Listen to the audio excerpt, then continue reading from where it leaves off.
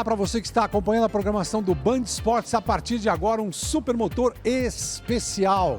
Belas imagens, um belíssimo lugar. Estamos na cidade de São Roque, na Rota do Vinho, na cervejaria Hockenheim.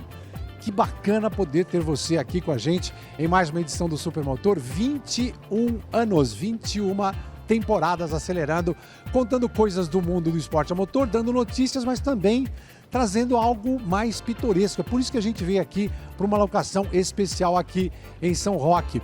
Essa noite, ou esta edição do nosso Supermotor é mais do que especial, porque nós temos o Arilo Alencar para conversar com a gente a respeito de eventos de off-road. Ele foi criador de vários eventos e a gente vai ter o prazer de ouvi-lo contar, inclusive, a história de como é que os carros foram aparecer dentro do Rally dos Sertões. Ele tem essa história para contar e é um dos destaques nesta nossa edição.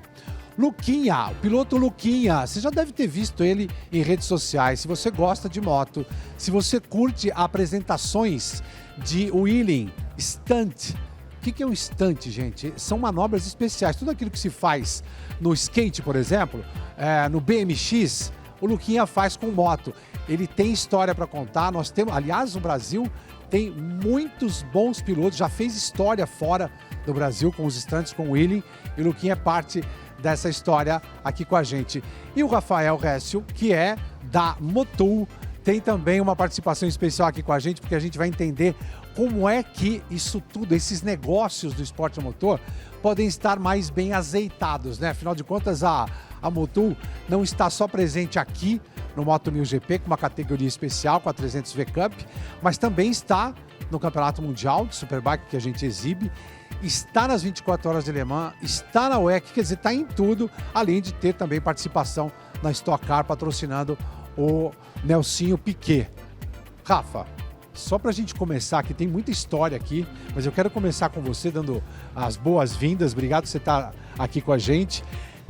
Motos belíssimas que você trouxe para o nosso cenário e a Motul que está presente há muito tempo no esporte também. Obrigado pela sua participação. Sim, obrigado pelo convite. Muito bom estar aqui. Esse espaço muito bonito. Hoje um dia de sol, né? Para variar um pouquinho.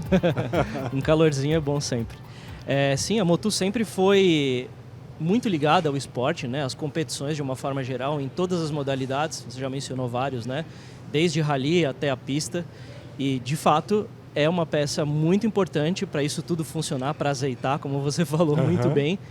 Não só em termos de desempenho, como durabilidade. E cada modalidade tem o teu foco, né? Na pista tem um foco, no rally a gente às vezes tem um outro foco, dependendo da modalidade do rally também. Então o nosso produto está ali para garantir todas essas situações, que o equipamento dure até o fim da melhor forma possível. Esporte para vocês é uma coisa fundamental na divulgação? Sim, por vários motivos, né? Não só pela questão do esporte em si, para a gente fomentar o esporte, principalmente aqui no nosso país, que é, como todo mundo sabe, bastante necessário, mas também uma base para a gente, principalmente do meu lado, que é da parte técnica de produto. Literalmente, todo mundo já deve ter ouvido isso, é um laboratório a céu aberto, e de fato é verdade. Le Mans, que aconteceu há poucos dias atrás, a gente tem um laboratório móvel lá que acompanha as competições, uma delas é a Le Mans, e lá são feitas análises químicas do óleo usado em competição, e o resultado sai na hora. Então, principalmente numa competição que a durabilidade, a constância, né, é bastante importante, você acompanhar o desempenho do lubrificante, não só pela telemetria, né, o feedback do piloto, mas quimicamente através da análise do óleo, a gente consegue, às vezes, detectar um possível problema que vai acontecer, ou às vezes até uma melhora para outras competições, enfim. Então, é todo um ecossistema aí que funciona em volta e que o lubrificante é uma peça, como você falou, muito chave.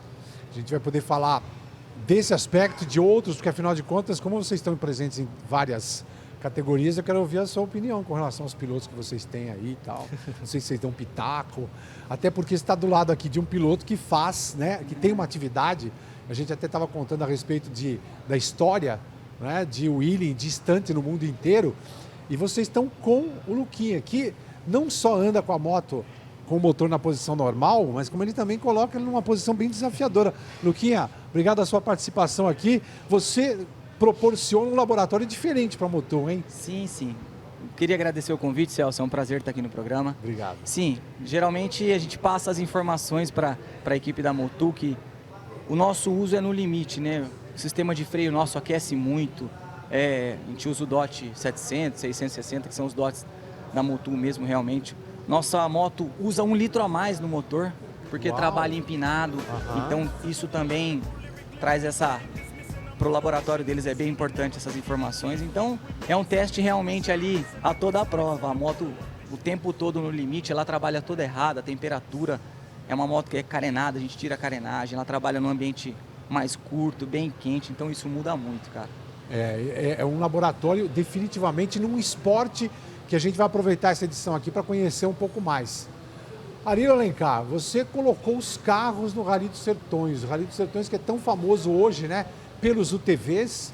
Já teve uma história importante, né, dos carros, até porque o Rally dos Sertões nos carros projetou pilotos que foram para disputar o Dakar até, mas você movimentou parques, você fez inclusive ativações em lugares que o pessoal falava assim, não, aqui não pode entrar carro e tal. Você conseguiu até autorizações ambientais.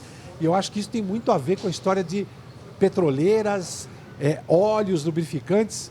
Obrigado a sua participação aqui para contar essas histórias. E o que é o óleo? O que foi o óleo para você, para tocar os seus eventos, e inclusive a tão famosa revista 4x4. Obrigado a sua participação mais uma vez. Celcinho, obrigado aí pelo convite. É um prazer aqui estar com você. Faz bastante tempo, né, que a gente não se vê. Desde a cultura, né? Pois é. Pessoal, piloto de trial ele, hein? Piloto de trial. Eu fui piloto de motocross, né? Fizemos enduro, eu e o Juca Bala andamos junto aí. Aqui em São Roque também, né? Já andamos, tá? Foi bem legal. Então, mas a parte de óleo é bem importante. E eles incentivando um piloto como o Luquinha, com esse desenvolvimento aqui nas fórmulas de moto, né? O óleo, se você não tiver, meu amigo, você teve patrocínio? Não sei se da Motul ou de outros, não precisa mencionar agora. Tive alguns patrocínios. Eu fui, né, além dos Sertões, tudo que eu implantei carro nos Sertões, tal, essas coisas, eu tive patrocínio para ir para o Dakar. Eu acabei indo para o Dakar, fui em 98 e 99. Né? Quase um pioneiro, hein, cara? O Dakar tinha 10 anos. Então, aí também, se a gente vê a equipe Troller, para aí, que era o Kaká e o Fadigatti, né, porque organizou para a equipe Troller, eu que passei todas as informações, a gente ia com os portugueses, acabou indo com o espanhol e tal.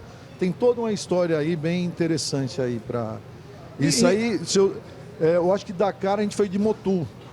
O Dakar nós somos com Motul.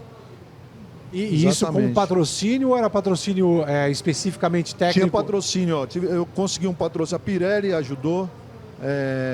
Motul, acho que entrou também um pouco, né? E Mitsubishi. Tá. Eu corri com uma Pajero, Mitsubishi. A gente, quando fala de rally, né, é bom a gente contar e lembrar que os primórdios exigiam muito mais do que vontade de dirigir rápido, né? Porque você tinha que navegar em condições bem precárias em relação à tecnologia que se tem hoje. Conta aí como é que foram as suas primeiras planilhas. É quase uma provocação, né? É totalmente diferente de hoje, né? Totalmente. Hoje você tem GPS, você tem aí os equipamentos top aí da Totem e tal, que praticamente fala com você, né? Hoje... Você sabe que eu fiz rally, eu fiz enduro de regularidade. E naquela época, o enduro de regularidade era o seguinte, você ia com a sua moto, saía de casa com a sua moto, chegava no lugar, você tirava os espelhos retrovisores, basicamente. Quem tinha uma preocupação com o tombo, tirava os piscas, né? O resto ia normal. E a gente adaptava. Veja o que é coisa realmente dinossauro.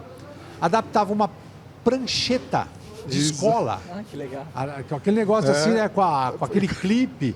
E você colocava a planilha que ia grampeada, muitas vezes mimeografada, ali em cima e saía para a trilha. E aí você imagina, se chovesse, você perdia a planilha. Você não, né? A prova inteira. 2, você ia virando páginas? Não, você ia arrancando páginas e jogando papel pela trilha. Então, os primeiros que saíam na trilha jogando papel, os últimos só tinham que seguir as planilhas jogadas no caminho certo. Se o cara visse muita planilha, ele estava no caminho certo, não precisava nem planilhar. Era desse jeito.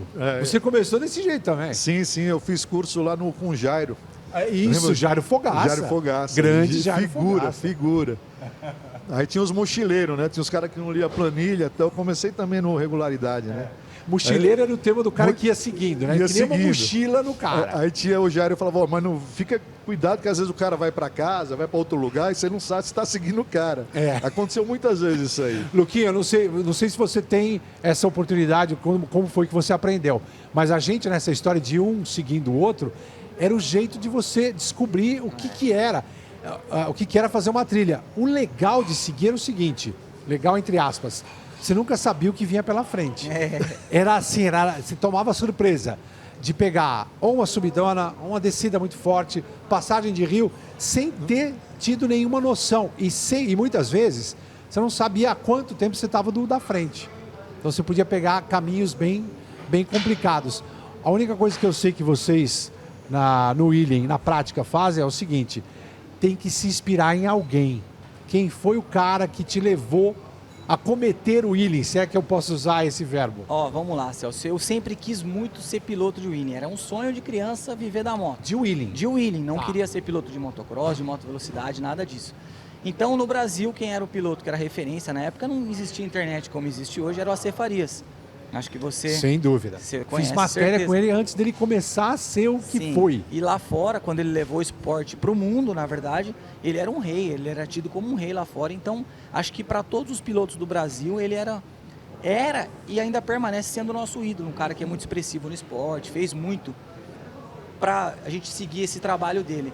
Então, eu comecei com a bicicleta, né? Acho que eu não segui ninguém. Eu comecei naquela bicicletinha e depois passei por um walk machine, depois eu peguei a mobilete. Aí... Peraí, você fez manobra em um walk machine? De walk machine.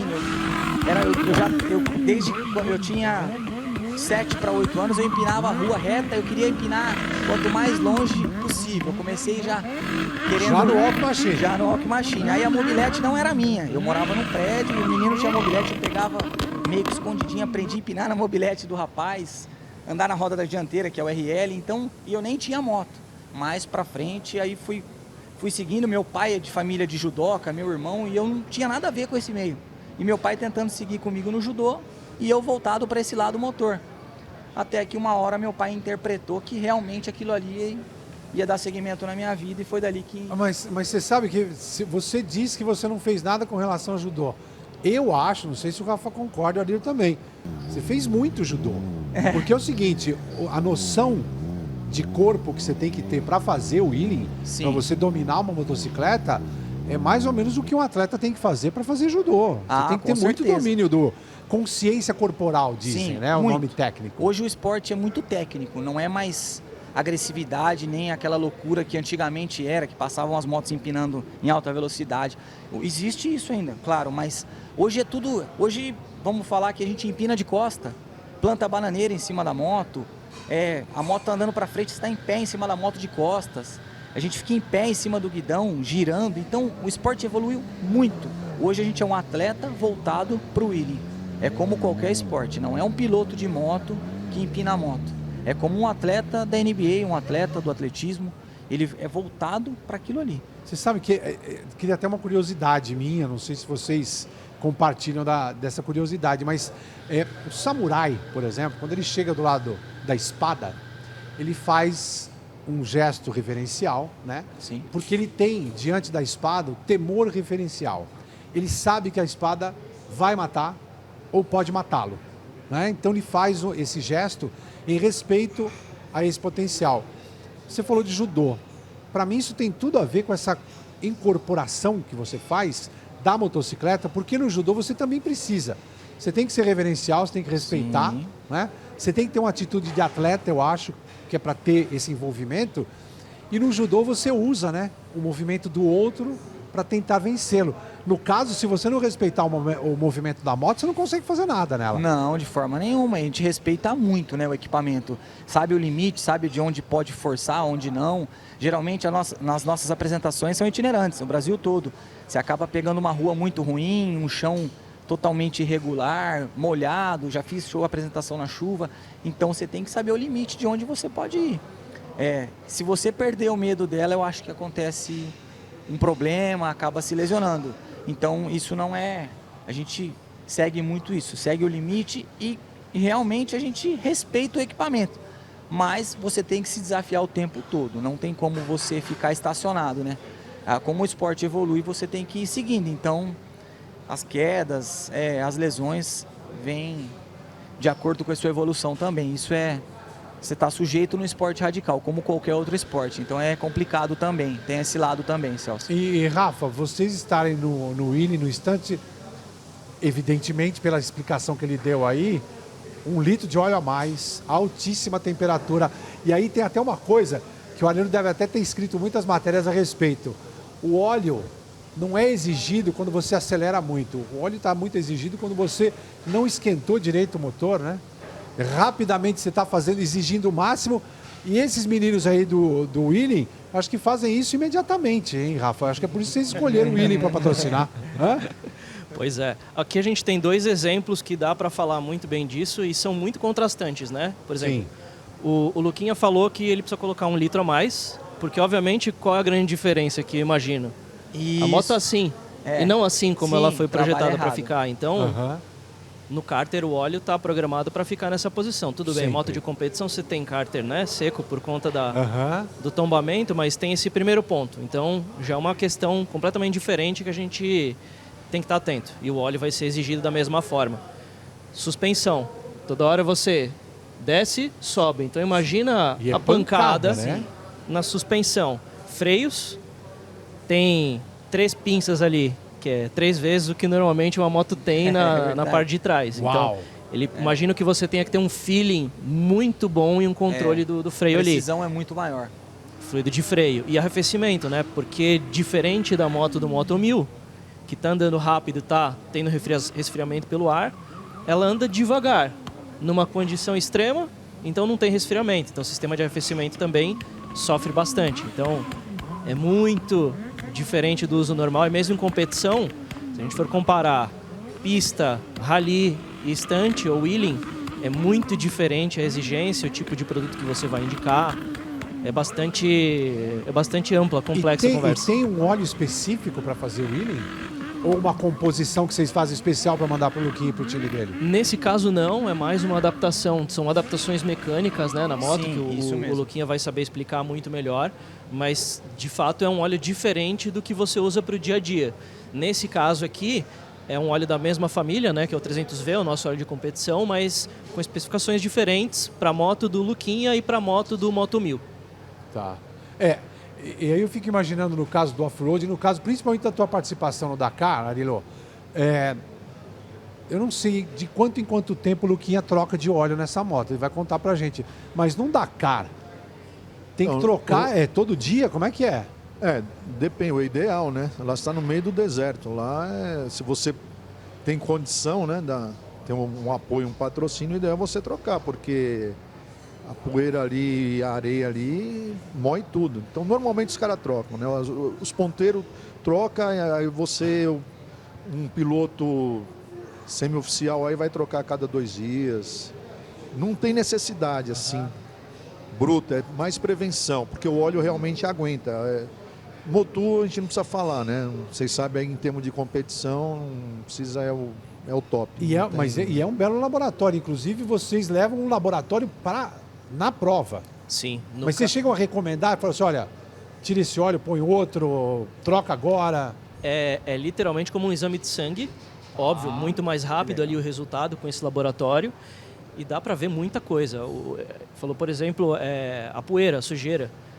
A condição de um carro normal do dia a dia, você tem um filtro restritivo, então não entra poeira. Agora, na competição, no rally, ele é menos restritivo para não restringir potência. Então, obrigatoriamente vai entrar mais poeira. A poeira é um contaminante e a gente consegue ver isso na análise. Dependendo do nível dessa poeira, a gente já pode falar que condena o óleo, digamos assim. Mas realmente depende muito, né, do acerto do carro. Mas, em geral, equipes de ponta trocam a cada etapa. Mas não é necessário do ponto de vista de durabilidade. É que é óbvio, cada milissegundo ali às vezes faz a conta, né? Faz a diferença. Mas seria mais por a gente consegue impureza, ver né? tudo isso. Exato. No caso do rally é mais por impureza. Isso. Você moeu um motor lá que você vai tirar uns 300, 400 cavalos normalmente, né? A Mitsubishi, por exemplo, tinha 200 e poucos cavalos, não tem... Mas ali a gente trocava 3, 4 dias, trocava, para não correr o risco, né? Agora, correr risco. Você introduziu carros no Rally dos Sertões. Conta como é que foi isso. Que situação que foi criada para você trazer... Não, você não vai contar, você vai contar no próximo bloco. Eu vou até antecipar o fim desse bloco. Eu vou antecipar o fim desse bloco. Vou chamar o fim desse bloco, porque eu quero essa história por completo. Que você começa aqui, eu paro, vamos fazer o seguinte. A gente vai chamar um rápido intervalo agora. Na sequência, quando a gente voltar, o Arilio vai contar como é que foi essa conversa dele com o Dionísio Malheiro para trazer carros para correr nos Sertões. Porque o primeiro Sertões teve 44 motos. E aí os pilotos foram acreditando e foi cada vez mais pilotos participando da prova. Mas a introdução dos carros foi realmente uma coisa que, num primeiro momento, muita gente duvidou. Será? Rally com carro? Bom, é lógico que a gente teria de mostrar um pouco mais a cervejaria para vocês, mas a gente conhecer a qualidade da produção. Tá bem silencioso aqui e a gente vai conseguir trocar uma ideia com o pessoal trabalhando. Em termos de equipamento, eu estou impressionado. Eu não sei da qualidade, mas assim, só o que tem de cromados aqui nesse lugar, eu tô ficando entusiasmado. Como é que é o teu nome? Caio. Caio de quê? Caio Melo. Caio Melo. Você é o cervejeiro, o mestre cervejeiro daqui? Isso. Cara, eu tô entusiasmado primeiro com os cromados desse equipamento. Espera um pouquinho antes de você falar, pra eu mostrar de novo. Lindo lugar, não? Com certeza. Então aqui é a cervejaria aqui da Hockenheim, né? Então a gente tem uma cozinha, a cozinha tribloco, que ela tem capacidade de 1.000 litros por batelada, e a gente tem a capacidade de adega de 40 mil litros mês. Então, e a gente está aí agora com 10 rótulos. 10 rótulos diferentes. Qual é o seu preferido? O meu preferido é a Czech Dark Lager. Na verdade, ela ainda vai sair no mês que vem. Então é a receita nova. Sempre o meu preferido é a próxima. É o receita. próximo. Exatamente. Eita! Agora, sabe que dizem pra gente que a cerveja o mais importante são os insumos básicos, Exatamente. né? E aí dizem que tem que ter coisa importada. É verdade isso? É verdade, mas hoje, aqui no Brasil, inclusive aqui em São Roque, né, a nossa IPA, por exemplo, que é a American IPA, que é a Rota 77, todos os lúpulos usados nela é de uma plantação aqui de São Roque. É mesmo? Daqui mesmo. Exatamente. Aí tem um cara me cutucando, é ele que planta isso aqui? É isso? Exatamente. Edu, chega pra mais aqui, ó, do lado desse cromado. Não, deixa do lado do cromado, desse cromado lindo aqui. Que história é essa? Quer dizer, tem produção nacional de lúpulo, então? É um grande orgulho da gente estar produzindo já o lúpulo aqui no Brasil. E o lúpulo brasileiro está em ascensão. Está se adaptando muito bem no Brasil e com grandes chances de virar uma referência mundial. Sim, desde o pessoal que faz as mudas, são laboratórios, estudos, até os agrônomos. Então, hoje em dia, o lúpulo é uma realidade e, se Deus quiser, a gente fundou a Cooperativa Brasileira de Lúpulo, que vai atender toda a demanda crescente do mercado cervejeiro. Perfeito. E a sua cerveja favorita, qual é? É a IPA, né? É o nosso... Mas todas as cervejas que o Caio faz aqui são de excelente qualidade, são a vantagem do lúpulo brasileiro, que a gente colhe e já faz o beneficiamento e já vem para a indústria. O lúpulo que vem de fora, geralmente são de 5 a 6 safras anteriores. Então o Brasil está dando um grande passo para a gente fazer a melhor cerveja do mundo. Muito bom. Aproveitar que o Edu está aqui, vamos levar uma dessa para casa? Hã? Tá bom, né? Só uma dessa aqui tá bom, né? Tranquilo. Valeu, gente.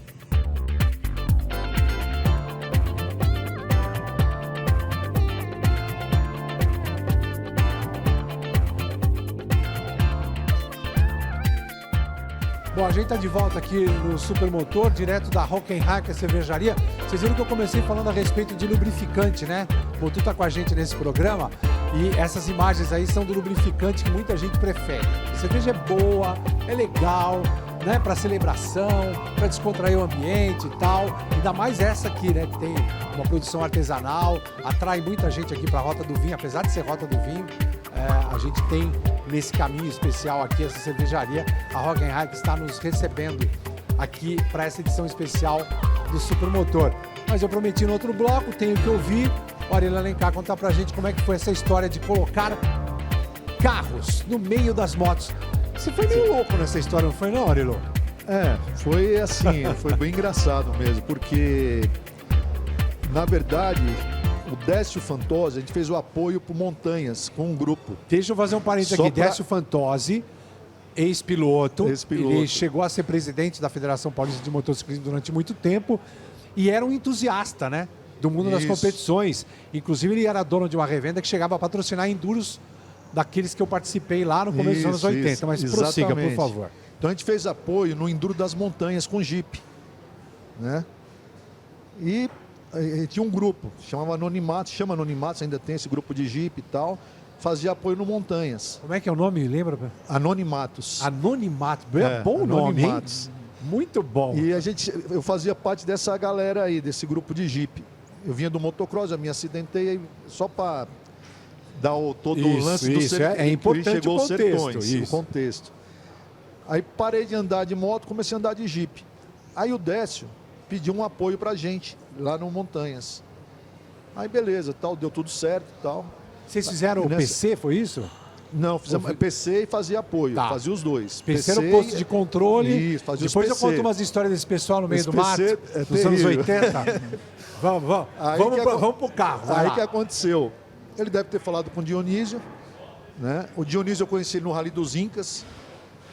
Eu fui o único trouxa lá que andou de DT 180 no Rally dos Incas. Uau! Na época. Mas também, Ah, um isso. rally cujo levantamento foi feito por boa parte num táxi. Então vai ser uma história boa pra gente ver no final desse aí o mês. Décio deve ter falado para ele, me procurou. Eu já estava com a revista 4x4. Era número acho que 25 ou 24 da edição. Era um jornalzinho, na verdade. Aí o alemão lá me procura, a gente chama ele de alemão, né? O Jonah. Aí falou, você pode me ajudar? A gente passar num lugar lá, tem que levar gasolina lá pro pessoal de moto e tal. E a Chevrolet patrocinava eles com as C20. Uau. Andava C20. E essa C20 não passa lá. Você pode me ajudar tal? Eu falei, eu posso, vamos ver o que. Aí ele falou mais ou menos o roteiro e tal. Eu falei, eu quero conhecer antes, né? Pra ver se dá pra ir, né? Mas não dava tempo pra ir. Ele falou, não, o rally é daqui 7 dias. Nossa! Eu falei, não, sai de brincadeira. Eu falei, já que vamos, né?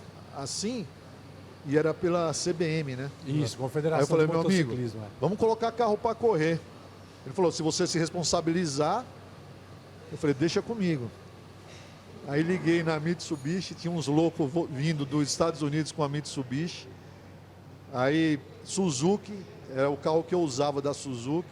Comecei a angariar, coloquei 8 carros em 7 dias. Você que chamou um por um para por um. fazer essa loucura. Um E na por um. época, o rally tinha o quê? 10, 12, 15 dias, não era? Era longo, Era não era? 10, 15 dias. 15 mais ou dias menos, de prova. Eram 2 Aí eu semanas de arrumei prova. 8 loucos lá e aí deu certo. Todos, tinha até Niva correndo, pra você ter uma ideia. Nossa. Correu Niva, correu Toyota, correu Ingesa. Aí eu Mas- falei, tem que chegar aos 8. Um JPX, foi o Silvio Norton, lembra do Norton? Sim, O Norton- lembro. O Norton foi de navegador. Luizão tava nessa também. lá de Baía do Porã. Luizão. Aham. Foi essa galera aí. Corina, foi ela uma navegadora e o pai... É não era verdade, muito- a Corina também. Corina. Então a gente falou, tem que chegar aos 8 os carros lá. Aí eu ia no resgate atrás, entendeu? Mas você foi na aí- base de fazer uma corrida. Fez uma corrida, Foi tirava mesmo? o tempo, Tá. tirava o tempo. Só que não tinha gaiola, não tinha nada. Porque Nossa. assim, a CBA ainda não estava envolvida nisso. Eu gostei. Vocês não viram, mas eu vi o jeito que o Rafa fez assim, sem gaiola. Sem gaiola, sem gaiola. Não, carro original. O carro ia lá. Os jipes que vocês usavam para passeio de final de semana. O Jeep foi, deu muita risada ali, mas assim, preocupou, lógico, você vai orientando, né? Aquele Ingesa quebrava demais, o Luizão quebrava, a gente ia arrumando, vai chegar. A gente Teve dia que eu voltei, Celcinho, vou falar para você, umas 8 horas, 3 horas, 8 horas para pegar o Luizão. Voltar e volta com o Ingesa, vai para a prova. A gente voltava, resgatava ele, arrumava o Ingesa e ia embora. Pergunta para ele, se dá risada. Luquinha, você Era acha que você é demais. louco? Os caras chamam você de louco. E loucura é fazer isso aí, né, não? Não, eu queria perguntar, eu fiquei curioso. Fica à o vontade. trajeto era Mesmo o mesmo da moto, O mesmo mesmo da moto, das motos? mesmo das motos. Meu Deus, Porque parabéns. é o seguinte, eu ia na Nissan do amigo meu, era o 8º carro, certo? A gente Sim. levava combustível ainda Nossa. Levava combustível no carro. pra galera, né? Pra apoiar a galera. Então, era serviço. O primeiro deu serviço, mas, assim, teve, acho que um capotamento do Zé Hélio. O Zé Hélio foi com a Toyota, foi ele, não sei se foi no primeiro ou no segundo que ele capotou. Aí nós fomos lá, tiramos, arrumamos, esticamos o carro para lá, para cá. E vai tocaram chegar. o carro para finalizar a prova também. O carro era, aliás, esse carro eu pedi para a Toyota, se eu não me engano. A Toyota que deu o carro, era da Toyota. E acabou que chegou também. Todos chegaram. Foi uma aventura esse E como é primeiro que rally. era, pra gente colocar o Rafa nessa história, como é que era a troca de óleo? Porque assim, 15 dias de prova, andando no caminho da moto, com esse negócio de vai e vem, que você não parou de usar. Não, então, isso aí era. Eu vou falar Porque pra não você, tinha era- patrocínio de óleo. Não tinha. O óleo, quem chegar em alguma cidade, naquela época não tinha posto, Celso. É verdade. Naquela época não tinha nada. Era acampamento, era negócio. Quando chegava numa cidade que tinha posto, aí você trocava o óleo. O pessoal lá e cada um fazia o seu. Eu era sempre o último a chegar, porque ajudando, né, o pessoal. Aí teve um dia lá que teve uma largada e deu um acidente de moto na frente. E o primeiro carro corria com vídeo, que foi o primeiro campeão dos Sertões de carro. Disputava ele e o Norton e o Silvio Grotowski. Ah, exato. Lembro do Aí- Silvião. O Silvão. Aí, o que aconteceu? Deu um acidente. Aí eu falei, fala o seguinte, segura a largada dos carros, segura aí as motos, vamos ver o que aconteceu para resolver isso aí. Aí peguei esse Suzuquinho e saí para resolver, né, o acidente Pra dar da um frente. apoio Pra dar de assistência, aham. E fazer a largada para não ter acidente, porque antigamente o que a gente fazia? Ia 2 carros na frente, aí ia o cara limpando, né, a trilha, fechando porteira, tirando boi, Aham. não deixar trator na volta, só... Recolhendo moto quebrada. Exatamente, deu um acidente assim. Aí eu fui lá, consegui liberar e tal, volta com o carro, libera as motos, aí lá, sai do carro do piloto lá, coloca o piloto, vai embora. Nossa. Bom, Era desse jeito o que a aí. gente tá falando, um negócio absolutamente raiz, feito na paixão de todo mundo pelo esporte. E o óleo especificamente não tinha. Era assim, que óleo que você põe? Se tiver óleo, a gente troca e põe o que tiver. Se Não, tivesse. não é exatamente o recomendado, né, Rafa? Não é exatamente recomendado. Sempre as pessoas perguntam, e aí, o que a gente faz quando abaixa o óleo e tudo mais? Como que eu ponho e tal? Aí a gente explica, né? Não pode misturar, tal, mesma marca, mesmo modelo, especificação. Imagina, nessa por que situação... isso? E por que isso, Rafa? Por que não pode misturar quando você faz essa... Ah, completa, tá faltando, completa e joga qualquer óleo lá. Normalmente, o dono do carro, se for carro, né? Normalmente não sabe o que tem ali. Então a gente tenta encaixar as coisas, porque o ideal sim é você colocar sempre a mesma marca, modelo, para não misturar. A chance é muito pequena, mas pode acontecer um tipo de reação, a gente não sabe. Não sabe do que é Reação feito o química produto. e contaminação. né? É muito pouco provável, tá? Mas a gente sempre pede para tentar seguir. Mas assim, numa situação dessa, eu ia perguntar, eu também fiquei curioso. Devia consumir óleo, né? Sim, Pelo sim. menos 1 ou 2 litrinhos vocês deviam levar, mas aí na emergência quebra um cárter, alguma coisa, estoura uma mangueira, tinha que sair correndo atrás de óleo, Não, tinha que- onde tivesse, né? Não, você levava, né? Você levava um estoquezinho. Um né, estoquezinho para emergência, né? Mas nesse primeiro aí não tinha nada de estoque, não. Foi na raça. Ou seja, Cara, vocês compravam o que tinha no que posto tinha, que tinha. Quando tinha. No posto que tinha, É. quando tinha. Quando tinha.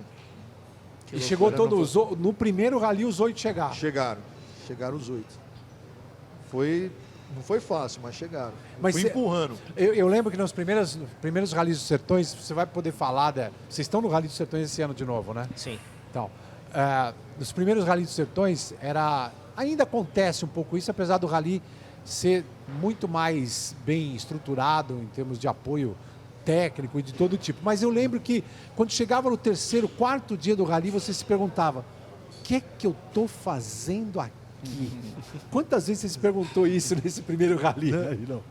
Então, eu era apaixonado, né? Então, para mim, eu sempre fui com o objetivo, né? De chegar todo mundo. Mesmo nesse dia que você teve que voltar, horas e horas, de noite. Várias vezes. Então, o objetivo era chegar a todos. Aí, no segundo, que foram 24 carros. Inclusive, começou a ficar mais pesado. Inclusive, o primeiro foi legal, acho que no segundo ou no terceiro, acho que foi o Marcos, que depois ele ficou com o Rally. O Marcos, ele foi com a C20, preparado pelo Espiga, não sei o quê. Marcos Moraes. Eu falei para ele, vai com 4x4, que tem lugar que é ruim de passar, não vai passar 4x2, você vai enroscar lá e vai dar serviço pra gente. Acho que ele foi no terceiro, se eu não me engano. No segundo, foi até Saveiro, pra você ter uma ideia. Uau. Foi até uma Saveiro. Então acho que esse daí foi no terceiro, viu? Acho que foi no terceiro, eu não lembro mais. Mas, assim, foi uma situação maluca, né? Porque ainda não tinha toda a estrutura do rally. Aí começou a virar competitivo o rally. Aí o pessoal começou a preparar mais os carros. Aí começou a entrar CBA. Porque antes, ninguém ligava para rally. De carro, então, ninguém estava nem aí. Aí quando o pessoal viu que começou a crescer, aí começou a vir CBA, aí o Marcos veio também, aí começou a entrar, entendeu? Aí alavancou o rally. O que alavancou o rally, na verdade, porque as motos, o Dionísio já estava cansado já estava... A Chevrolet, a gente usava a C20 para fazer levantamento. Sofremos pra caramba. Nossa, imagina. A gente sofreu demais. Quase perdemos uma em Fortaleza lá, a gente, no terceiro, a gente passou por próximo à praia, e afundamos na praia lá, aí chegou um pessoal lá, uns caiçara para ajudar a gente, os pescadores.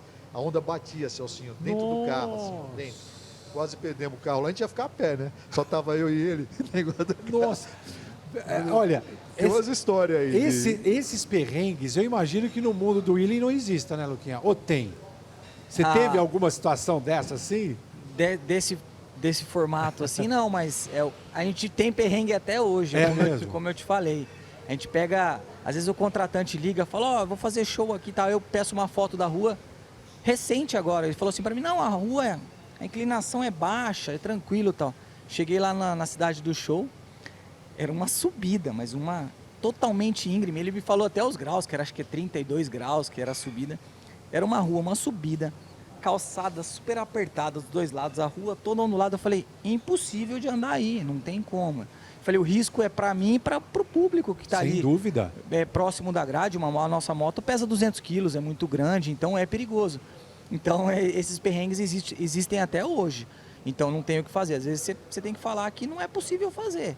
A gente tenta fazer o máximo possível. Quanto maior a pista, mais legal, estende mais o show. Mas tem coisa que é impossível de fazer. Mas da tua participação, das tuas manobras, o que te criou algum perrengue de você fazer alguma manobra? Porque você falou, inclusive, da história de estar sempre evoluindo, que é uma necessidade. Os carros no Rally dos Sertões significaram uma grande evolução para ir para outro mercado. A Motul está aqui toda hora com esse desafio. E para você, esse desafio de fazer coisas diferentes, porque assim, uma coisa é empinar no walk machine. Fácil não é. Mas uma coisa ali, até você plantar bananeira numa moto empinada. Sim. O perrengue tem uma manobra que hoje é uma das manobras mais difíceis do esporte, que você fica sentado como um monociclo de circo, sentado em cima das bengalas sem as duas mãos. Então é uma manobra muito difícil, chama Unicycle No Hands, né? Monociclo em português, sem as duas mãos. E quando foi um húngaro que inventou a manobra, eu olhei, assisti e falei, impossível de fazer isso. Aí vamos tentar. Começamos, galera segurando a moto e tal, tentei subir escalando na moto e tal. Falei, não, isso é impossível, cara, não tem como. Vamos começar a treinar. Comecei a treinar, minha moto girando, escapou, caiu no chão, levantou sozinha. Ela fica bem acelerada, a nossa moto. Subiu na calçada, desceu, tinha um caminhão basculando assim, ó. Ela deu atrás, quebrou inteira a moto. Tipo, isso num treino, preparando próximo de um show, aí a moto toda quebrada, então... Isso foi um perrengue de verdade, que aí você estragou seu equipamento que você tá. E você se machucou ou não? Não, eu fiquei lá embaixo. A rua que eu treino é uma rua que tem quase 200 metros.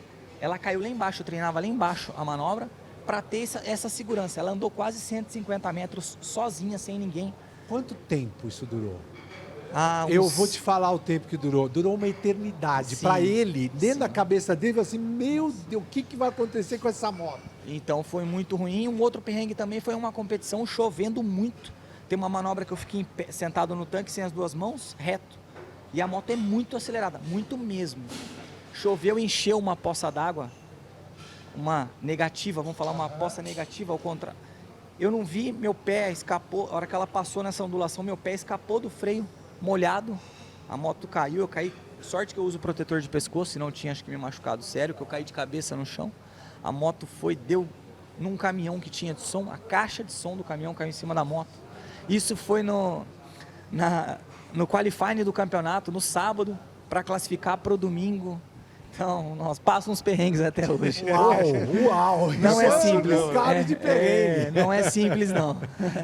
E eu imagino que para vocês, para estarem envolvidos no wheeling, essas coisas todas servem, evidentemente, para divulgar o produto. Mas vocês também, como patrocinadores, estão todos atentos, né? Nos Sertões, a questão da segurança, no wheeling, na moto velocidade. Sim. E tem perrengue também. E tem perrengue, lógico. Eu estava lembrando de uma vez nos Sertões, porque a gente acompanha também para dar suporte técnico para as equipes. E numa das edições dos Sertões, a gente acompanha, né, o comboio por outra rota, né, óbvio, não pelas especiais. E teve uma ocasião que a gente chegou num ponto que a gente foi por um caminho que não era para ir, mas para tentar acompanhar mais de perto o rally, e a gente tinha que atravessar um rio. Só que detalhe, a gente estava com 2 carros. Um era um carro alugado, que era um 4x4, era uma Nissan Frontier, e o outro carro era uma doblô, que era uma doblô da companhia, que eu usava no dia a dia. Uma doblô, né? Então... Gente, peraí, vamos descrever isso aqui na nossa cabeça. O que é isso? Uma doblô e um carro alugado. Quantas pessoas nos 2 carros? Eram 2 em cada carro. 2 pessoas em cada carro seguindo o caminho do rally e tinha que atravessar o rio. O pior, né? Não tinha, mas a gente quis porque a gente quis acompanhar de perto. E quando a gente estava na balsa... Peraí. Outro parênteses aqui. Quanto tempo faz isso? Faz 2 ou 3 anos, se eu não me engano. Já mudou o chefe de vocês nesse meio tempo? Não. Não mudou. Bom, então é por sua conta e risco a partir de agora. Pode contar. Para chegar lá, a gente pegou uma balsa, né? E na balsa, entramos na balsa e tudo mais, e aí eu comecei a olhar em volta assim, falei, poxa, não tem nenhum com 4x2, eu sou o único com 4x2 aqui. Mas vamos embora, já estamos aqui agora. E quase que a gente perdeu o carro lá no rio. Mas aí no fim a gente passou, deu tudo certo. Você está resumindo que você não quer contar o tamanho do perrengue, né? Perdemos a placa, achamos a placa. Mas é coisa de rally. Na pedra? A gente foi atravessar o rio e quando eu vi que não estava no momento que não ia dar certo, eu parei. Só que eu parei na água corrente. Então o que acontece? O carro começa a sentar, né? Foi questão de segundos. Quando ele começou a sentar, eu fui sair, não saiu mais. Não vai. Aí sorte que a gente estava com uma outra 4x4 junto. A gente tinha cinta, a gente conseguiu puxar o carro, mas foi um perrengue interessante. Desde o momento em que abaixou até que momento que saiu de lá, você acha que você perdeu quantos dias de vida, assim, de desespero, de estresse? Eu ia te falar que foi, na hora, assim, você fica na adrenalina e tal, mas depois todo mundo riu, foi tranquilo. Depois, é que nem a história do Luquinha. Você viu quando ele viu a moto bater, estragou a moto, mas te deu um alívio quando a moto parou, não deu, não? Acho que um alívio e uma tristeza ao mesmo tempo. Porque o que fecha o meu treino é uma rua, uma avenida principal da cidade. Então, se ela for... E não tem... É um gradil, acho que ela ia atravessar o gradil. Perigosíssimo. E ela estava muito acelerada, então é um risco, né? Tá no risco o tempo inteiro. Complicado, foi um perrengue grande, complicado. Arilo, além de ter participado, de ter feito esse Rally dos Sertões da parte de carro, você fez outros eventos. Eu até falei no começo aqui, você teve um parque para fazer eventos off-road. E você teve, inclusive, assistência ou tem certificação ambiental. Como é que foi isso já naquela época? Fácil Então, não foi, né? Não, assim, não tem nada fácil. Então, vou tentar simplificar. Em 97, 98, eu fiz um evento do lado do Center Norte. Chama Brasil Off-Road. Ficou famosa essa feira. Eu fiquei o primeiro encontro nacional de Jeep Clubes, fiz corrida de indoor. Os indoor antigamente de Jeep, teve aqui em Campos Jordão, quando teve o Mundial de 86, Sim. o pessoal teve o Marlboro lá, não sei se você lembra, com os Jeep Lembro. Eles usavam uma pista só.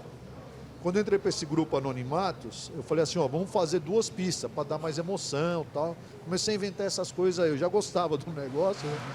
E aí comecei a fazer o evento lá no Center Norte, teve uma oportunidade lá, construí 2 galpões para a FUP, Federação Universitária Paulista de Esporte, e eles me cederam a área por 3 anos.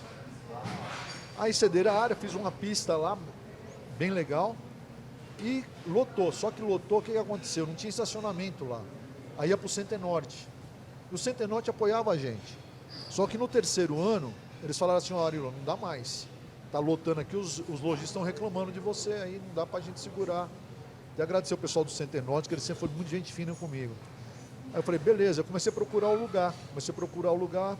Me ofereceram em São Bernardo do Campo, mas naquela época fazia neblina e tal. Você precisa fazer evento, o evento não dá para você arriscar, né? Aí você chuva, tal, em evento off-road ainda, choveu, você judia bastante. Comecei a alugar, achei um lugar em Santana de Parnaíba, um buraco. Os amigos meus falaram, mas isso aqui é um buraco, você vai... Eu falei, mas aqui que a gente gosta, aqui que vai ser o negócio. Vocês perceberam que o Arilo gosta de problema. Aí, beleza, isso é em 99, porque já não podia fazer. Aí eu falei, vamos fazer direito aqui, né? Vamos fazer uma pista aqui para top, vamos fazer pista top de linha, vamos fazer certinho. Não consegui abrir em 99, a gente tirando as licenças, tal, não sei o que, 2001, fiz o primeiro evento lá. 4º Brasil Off-Road. Inauguramos lá, tal, foi muito legal, passou em todas as TV, na Bandeirantes, fantástico, saiu em tudo que é lugar. Faustão foi lá, o caramba. Bom, na época, foi bem, fiz todas as licenças, certinho. Aí, beleza.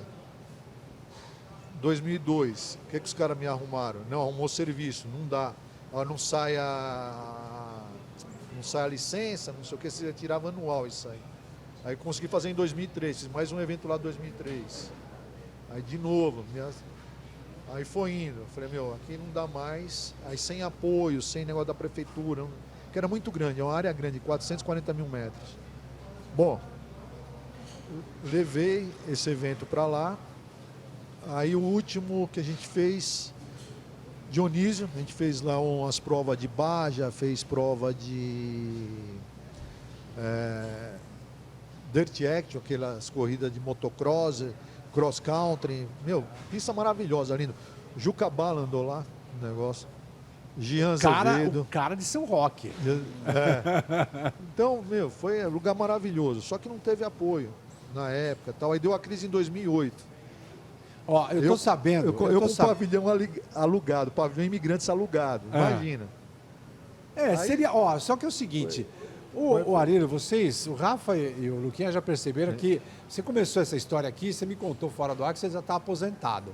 Pelo jeito que teu olho está brilhando, você encontrou com o Dionísio por aqui, vocês já estão conversando, que tem o Sprint Enduro, eu estou achando que vocês vão acabar arrumando outra confusão. E o pior, vão acabar caindo lá no escritório do Rafa para pedir patrocínio também, viu, Luquinha?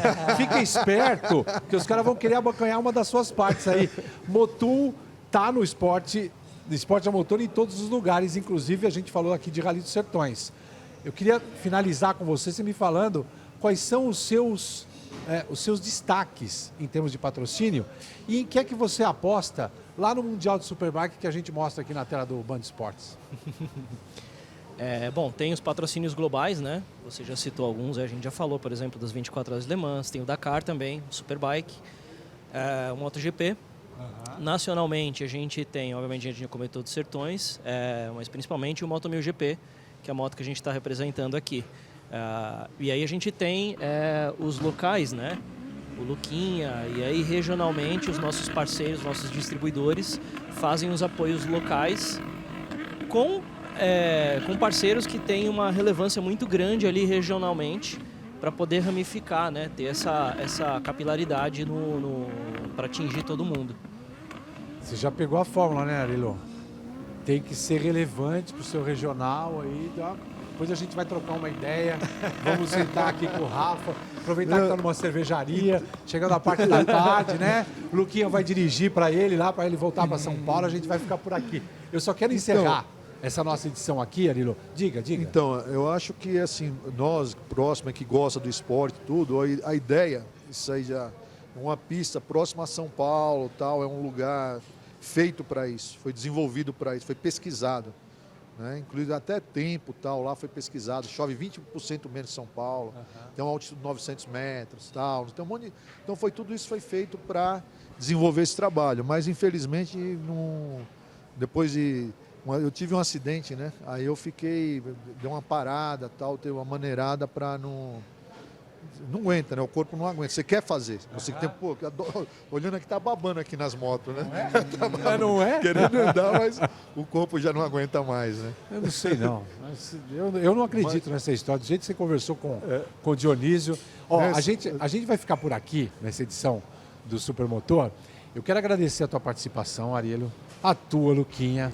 Obrigado, Rafa. Eu quero até encerrar aqui, deixar o nosso público aqui do Band Esportes vendo as imagens dessa categoria que é importantíssima para o nosso motociclismo, que é a 300V Cup no Moto 1000 GP. Por ser um campeonato brasileiro, por ser uma categoria que tem mulheres, tem a Helena Oregana, que é o nosso grande nome do motociclismo, a gente aposta muito, eu aposto, com certeza a Motu também. Então é com essa imagem da nossa categoria da GP300, 300V Cup da Motu que a gente se despede. Lembrando que próxima segunda-feira a gente vai estar de volta com mais uma edição do nosso Supermotor. Obrigado, galera. Até mais. Obrigado. Tchau.